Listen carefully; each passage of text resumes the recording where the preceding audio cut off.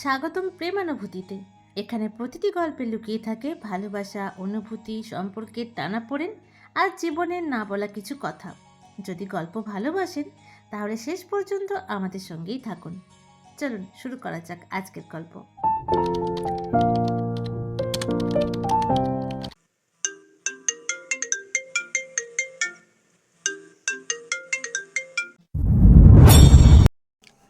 রণবীর পিথার বাড়ির কাছে এসে আরও কয়েকবার ফোন করলো পিথাকে। ফোন বারবার সুইচ অফ বলছে। তাহলে কি দাদার ভয়টা সত্যি হলো? বাড়িতেও কেউ নেই। পিথার বাড়ি বাইরে থেকে লক করা। আশেপাশে কয়েকজনকে জিজ্ঞাসা করা হলো, কেউ কিছুই জানে না। বাড়িতে ফিরে গেল রণবীর। এতক্ষণ অবধি কবির রণবীরের উপর ভরসা করেছিল, কিন্তু ওকে একা বাড়িতে ফিরতে দেখে ওর ভয়টা আরও বাড়ল। মালিনী দেবী দূর থেকে দাঁড়িয়ে কিছু একটা সমস্যা হয়েছে বুঝতে পারছিল। উনিও বারবার বাড়ির আমন্ত্রণ অতিথিদের সাথে কথা বলতে বলতে দরজার দিকে তাকাচ্ছে। রণবীরের ফ্যাকাশে মুখটা দেখে তিনি কিছু একটা আঁচ করলেন। রণবীর কবিরের কাছে এসে বলল, আশেপাশে কেউ জানেন না পৃথার পার্থিব এখন কোথায়? ফোনও সুইচ অফ বলছে। ফোন নাম্বার দিয়ে আমি লোকেশন ট্র্যাক করছিলাম। ঠিক যেখান থেকে ফোন সুইচ অফ হয়েছে সেখানকার লোকেশন দেখাচ্ছে এ শহরের বাইরে। অর্থাৎ সব কিছু মিলাতে গিয়ে দেখলাম এই প্ল্যানটা আগেই করে রেখেছিল পৃথা। কবির চুপচাপ রণবীরের কথা শুনছে। রণবীর আবার বলল, তুই চিন্তা করিস না দাদা, আমি যেভাবেই হোক ওদের খুঁজে বের করে তোর কাছে নিয়ে আসবো। কিছুক্ষণ পর গাড়ির ড্রাইভার কবিরের কাছে এলো। রণবীর ওকে দেখেই বলল, তুমি তো চেনো পিতাকে, তোমাকেই তো খোঁজ নিতে বলেছিলাম ওর, আর তুমিও ওকে সবটা জানিয়েছিলে। তুমিই জানবে পিতা এখন কোথায়। ড্রাইভার ভয়ে ভয়ে বলল, বিশ্বাস করুন, আমি জানি না। আজ ভোরবেলায় পৃথা ম্যাডাম এসে এই চিঠি আমায় দিয়ে বলল এটা যেন সন্ধ্যায় স্যারের হাতে কিছু দেই। আমি কিছু বলার আগেই পৃথা ম্যাডাম বললেন, আমার কারোর উপর রাগ নেই, তবে আমি এখানে থাকলে অনেকের অসুবিধা হবে, তাই ছেলেকে নিয়ে অনেক দূরে চলে যাচ্ছি। আমাকে নিষিদ্ধ করেছিলেন আমি যেন কাউকে কিছু না জানাই। ম্যাডাম বলেছিলেন এই চিঠিতে সব উত্তর কবির স্যার পেয়ে যাবেন। রণবীর চিঠিটা নিয়ে কবিরকে দিয়ে বলল। তাড়াতাড়ি খুলে দেখ কি লেখা আছে। কবির কাগজের খামটা খুলতেই দেখলো দুটো চিঠি ভাঁজ করে আছে। তার মধ্যে প্রথম চিঠিটার ভাঁজের মধ্যে লেখা আছে, কবির স্যার, এটা আপনার জন্য। চিঠিটা খুলতেই কবির আর রণবীর দুজন মিলে পড়া শুরু করলো। যখন এই চিঠিটা আপনি হাতে পাবেন তখন আমি আপনার থেকে অনেক দূরে, আর এই ডিসিশনটা আমাকে নিতে হলো 2 দিনের মধ্যে। আমি কখনো ভাবিনি এই শহর ছেড়ে চলে যেতে হবে, আমার কাজ ছেড়ে চলে যেতে হবে, আপনাকে ছেড়ে চলে যেতে হবে। আমি আবেগে চলি না, আমি ভীষণ বাস্তববাদী মেয়ে। তাই সেদিনের ঘটনাটা নিয়ে আপনাকে দায়ী আমি মোটেও করছি না। সেটা শুধু সোহমের দোষ ছিল, কিংবা বলতে পারেন আমার ভাগ্যের। আপনি আমার জীবনে আসার পর আমি আবার স্বপ্ন দেখতে শুরু করেছিলাম। বলতে পারেন লোভী হয়ে উঠেছিলাম। আবার একটা সংসারের মানুষ দিন শেষে একটা কাছের মানুষ চায়। সারা দিনের ব্যস্ততা শেষে কেউ অপেক্ষা করে না থাকলে বাড়ি ফিরতে ইচ্ছে করে না। আপনি আমার জীবনে আসার পর আবার বসন্তের আগমন হয়েছিল, কিন্তু তারপর যে কালবৈশাখীর সাথে সম্মুখীন হতে হবে তা আমার জানা ছিল না। রণবীর স্যার আপনাকে অনেক ভালোবাসেন, তার থেকেও আপনাকে আরও একজন ভালোবাসেন। তিনি চান না আপনার আর আমার কোনো সম্পর্ক তৈরি হোক। এখানে আরও একটা চিঠি আছে, সেটা তিনিই আমাকে দিয়ে অনুরোধ করেছিলেন আপনার জীবন থেকে চলে যাওয়ার জন্য। আমি চলে যাচ্ছি পার্থিবকে নিয়ে অনেক দূরে। আশা করি হাতের লেখাটা দেখে বুঝতে পারবেন কে চান না আপনার জীবনে আমার উপস্থিতি। ভালো থাকবেন। কবির পরের চিঠিটা খুলতে গিয়েও বলে না, বোধহয় তার কাছে সব পরিষ্কার হয়ে গিয়েছে। এই কাজ কে করতে পারে? কিন্তু রণবীর পরের চিঠিটা খুলে বুঝতে পারলো এটা তার মায়ের হাতের লেখা। অর্থাৎ তার মায় চান না কবির আর পৃথার মিলন হোক। রণবীর রেগে তার মায়ের দিকে তাকিয়ে বলল, কেন করলে তুমি এমন? মালিনী দেবী চুপ করে আছেন। রণবীর তার দিকে এগিয়ে যেতেই কবির হাতটা ধরে বলল, দাঁড়া ভাই, আর কোনো প্রশ্ন করবি না মাকে। আমি পিতাকে খুঁজতে বের হচ্ছি। ওকে ফিরিয়ে আনতে পারি বা না পারি, কেউ কোনো দিন সেই রাতের সত্যিটা যেন জানতে না পারে। কবির বেরিয়ে গেল গাড়ি নিয়ে। গাড়ি স্পিডে ছুটে চলছে হাইওয়ে ধরে, কিন্তু কোথায় খুঁজবে পৃথার পার্থিবকে? পাগলের মতো এদিক ওদিক ফোন করে যাচ্ছে, অন্যমনস্ক হয়ে গাড়ি চালাচ্ছে। আর তার মাথায় এখন একটাই প্রশ্ন, সব থেকে বেশি আঘাত কবিরাজ মায়ের থেকে পেয়েছে। হঠাৎ উল্টো দিকে স্পিডে একটা গাড়ি আসায় সামলাতে পারল না কবির। ব্রেক কাজ করলো না, ফুটপাতের উপর একটা ডালে ধাক্কা দিল। একটা জোরে শব্দ হলো। পৃথার ঘুম ভাঙলো। আজ আবারও এক স্বপ্ন তাকে তাড়া করে বেড়াচ্ছে। 2 বছর হয়ে গেল, শহর থেকে অনেক দূরে চলে এসেছে। তবু কি সব ভুলে যাওয়া সম্ভব হয়েছে?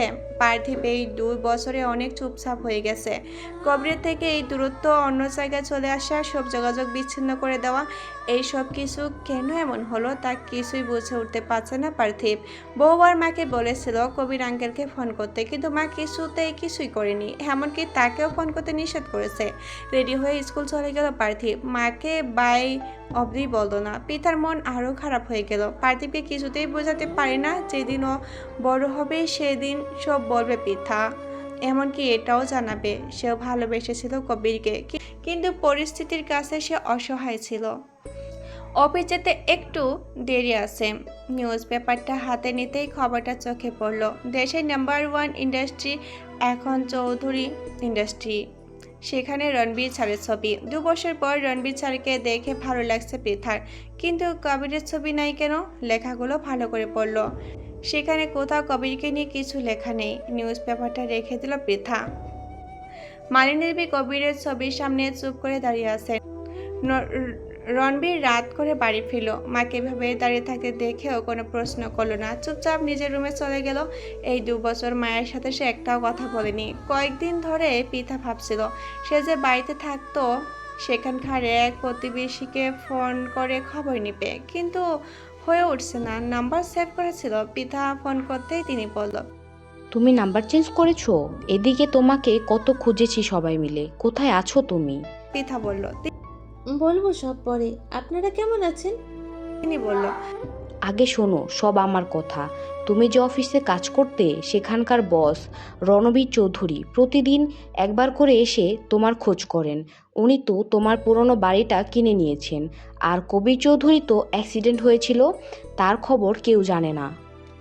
পিতা কথাটা শুনে আটকে উঠল। সে যে এমন স্বপ্ন বারবার দেখে এসেছে, এটাই সত্যি হয়ে গেল কিভাবে? ফোনটা রেখে দিল পৃথা। ভয়ে ভয়ে রণবীরের নাম্বারে ফোন করলো। একবার রিং হতেই ফোনটা রিসিভ করলো রণবীর। বহুবার হ্যালো হ্যালো বলার পর পৃথা বলল, আমি পৃথা রায়। রণবীর চমকে উঠে বলল, কোথায় আছেন আপনি? আপনার সাথে দেখা করাটা ভীষণ জরুরি। এভাবে সব তছনছ করে আপনি চলে যেতে পারেন না। পৃথা শান্ত হয়ে বলল। কবির স্যার কেমন আছেন?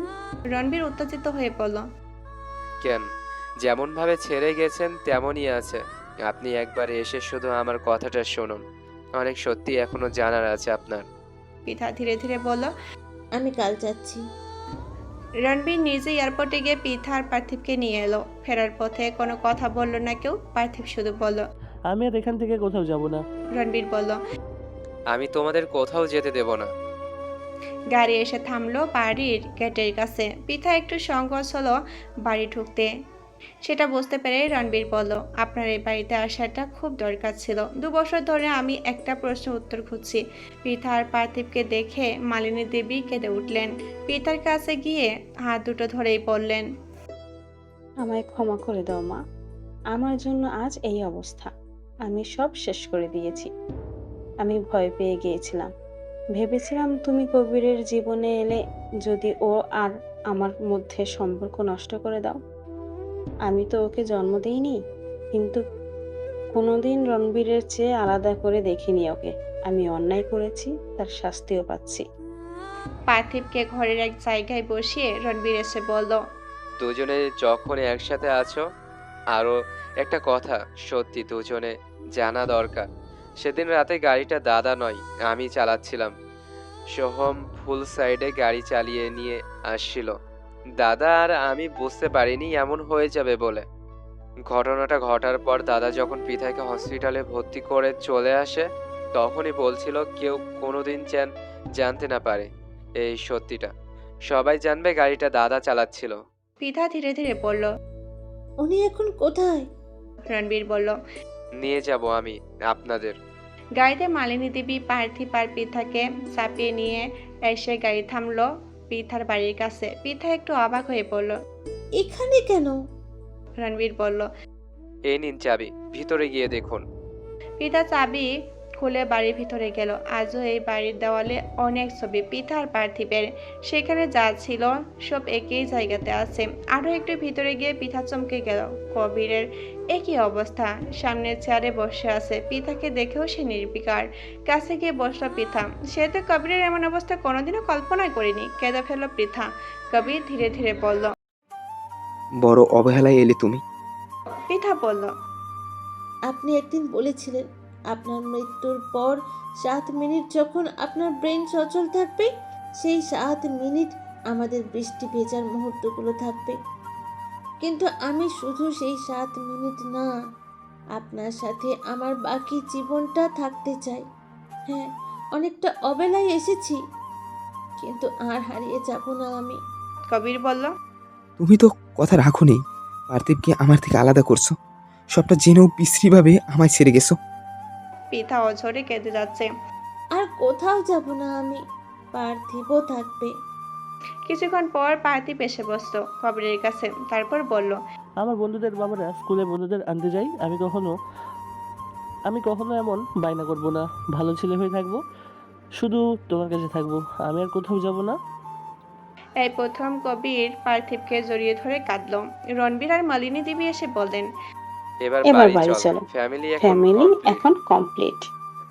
মালিনী দেবী নিজের ভুলের জন্য ক্ষমা চাইলেন। ধীরে ধীরে উঠে দাঁড়ালো কবির। অ্যাক্সিডেন্টের পর হাত পা ভেঙে গিয়েছিল কবিরের। এই ঘরে দেয়াল ধরে ধরে আবার চলা শুরু করছিল। পৃথা আর পার্থিবের অনেক স্মৃতি ছিল এই ঘরে। ওদের গন্ধ পেত এখানে। তার বিশ্বাস ছিল একদিন ঠিক ফিরবে ওরা। এই 2 বছর এই ঘরে নিজেকে বন্দি করে রেখেছিল, এবার তাকে বেরোতে হবে।